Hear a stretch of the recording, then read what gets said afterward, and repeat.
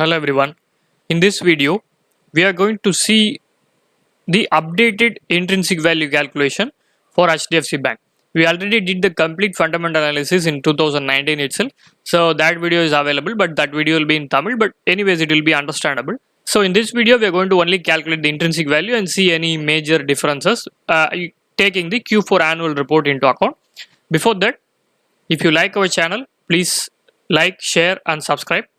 And we have started a Facebook page also now. Please go there and then give your support and follow us. Now let's get into the video. First thing we are going to see is what is the shareholding pattern change. What is the shareholding, who has bought more or who has sold more, like that. We'll just have a look. If you see in September 2019, it is like 26% of the promoter holding, 14% was with mutual funds, and then 21% was with DAS, and then FIIs were having 37%. The other parties like us retail investors were having 15%. When you see in 2020, June 2020, September 2019 to June 2020, there was not much of a change.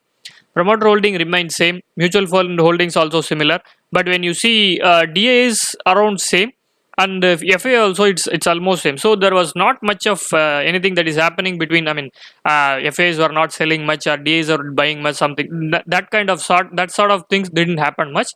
So basically their shareholding is remaining the same from from the 2019 to June 2020 in this period.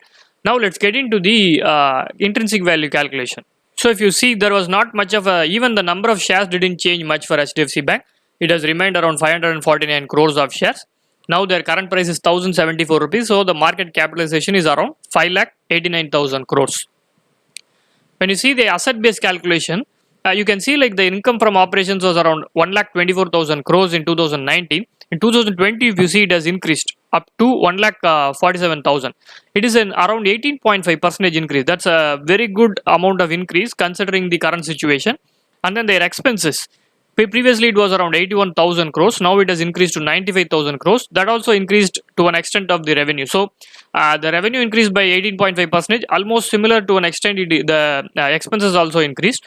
But when you see the income before tax, it has increased around 21%. That is a very good thing for HDFC Bank. We haven't considered provisions and provisions in this calculation because we explained in a separate video why we are not considering. So basically we consider only the expenses. So basically if you can see like 21% of increase in income before tax, it's a very good amount of increase because considering the current situation. Of course, when we get into the next quarter results or something for the financial results for 2021, it may be like a little bit going down, but still considering the tough situation, they have maintained well. Income after tax, we are taking a flat percentage of 34% of tax. So if you see income after tax is around, it will also be the same percentage because we are taking the flat 34% of tax. So income after tax has increased from 28,000 crores to 34,000 crores. So basically during 2019, the distributable cash flow was around 28,000 crores. Now it is around 34,000 crores. It has actually increased. That's a very good sign. The next part, what we'll do is it's an excess cash calculation. How much? What we'll do is we'll usually take the cash assets that is present in the hand, and we'll subtract to an extent the amount that is liable, like deposits or the advances that have been given out or the borrowing that we have taken. So basically when we see the cash and cash equivalents, it was around 46,000 crores in 2019, but it has almost doubled, 96,000 crores in 2020. But wait, when we see the bank balance, it was around 35,000 crores in 2019. It has come down almost half, 13,000 crores. So basically almost some of the amount should have got transferred to here because considering the situation, RBI might have forced or something like that. Because of the moratorium, they may need to hold on more cash to maintain the norms, Basel III norms. So basically the cash and cash equivalents went up, but at the same time other bank balance came down. To take the two of them, if you sum up the two, it was around 81,000 crores previously, and now it is around 110 crores. Even then it has increased to an extent. Investments has increased from 2,86,000 crores to 3,77,000 crores. Most of the investments for this kind of banks should be in government securities and everything, so they can be considered to an extent that are safe.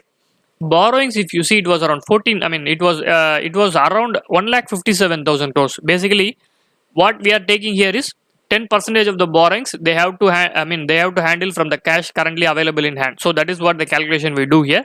So if you see 1,57,000 crores was the borrowings previously, now it has come down to 1,50,000, it has increased a little bit to 1,59,000 crores. Even in this hard situation, they haven't borrowed much from outside banks or outside, anywhere outside. So that's a very good sign. They haven't borrowed much during this period, and the total advances was around 8,23,000 crores previously, putting together both of them. Now it is around 10 lakhs. It has increased to 10 lakhs. They have even expanded their business in this situation. 10 lakh crores is the current advance that have been given out. And when you see the deposits, it was around 9 lakh crores. Now in 2020, it has increased to 11 lakh crores. So what we are doing here is we are considering 10% of the borrowings is not coming. They have to handle 10% of the borrowings. They may not be able to handle with the income itself. So they are handling out of this excess cash available. And then around 7% of the assets will go non-performing, that they have to meet it from their hand, cash in hand. And the deposits, out of the total deposit that they are holding, 5% people are taking out, so they have to give it from their cash in hand. So basically this is the criteria we are taking, and then we are calculating what is the excess cash that is present in hand for this bank.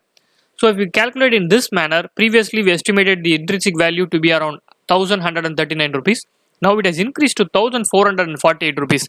Both of them are marginally well high considering the 1,074 rupees of the current price. Let's we'll play around the percentage that we are using here. Let's see, like around 10% of the assets are not coming inside to the bank. That has to be handled with the cash in hand itself. In that case, 2019 value will come down to 1,093 and the 2020 will come down to 1,391. It's not much of a change. Okay, let's play around more. 15% of the assets are not coming back. The advances are not coming. Even then, the value has come down only to 1,000 rupees, and this 2020 value has come down to 1,295 rupees. So even then, the bank is available at an attractive price, is what our calculation shows. But you have to keep in mind that we are not SEBI approved investment advisors or research analysts. So what you have to do is you have to do your own analysis and then make sure you have your own calculation in hand, and then only you should take a decision like whether to buy or not. Don't take the decision to buy or sell based only on this calculation. This is not a recommendation. This is just an analysis that we are trying to do, and then make our viewers aware of what is the situation that is going on. This is not a recommendation. We are not approved to do that. So if you like our channel, please subscribe, share and like this video. And also we have started a Facebook page and posting videos regularly there. So please go to our Facebook page. It will be like Abhi's channel. So please support us there also by following our channel. Thank you so much for watching the video.